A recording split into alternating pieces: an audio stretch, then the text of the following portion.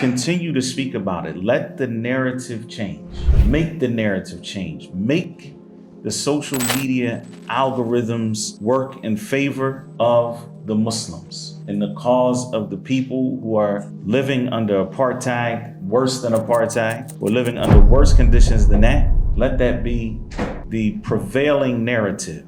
This happens anytime misinformation is spread, and this is really important for us. People start sending around videos. Videos are from 4 years ago, and we're pushing them out as if they came out yesterday. Oh, I never thought I would see this on whatever. And they send it out. Yeah, it was from 4 years ago. And we don't verify anything. We just take whatever information comes and we regurgitate.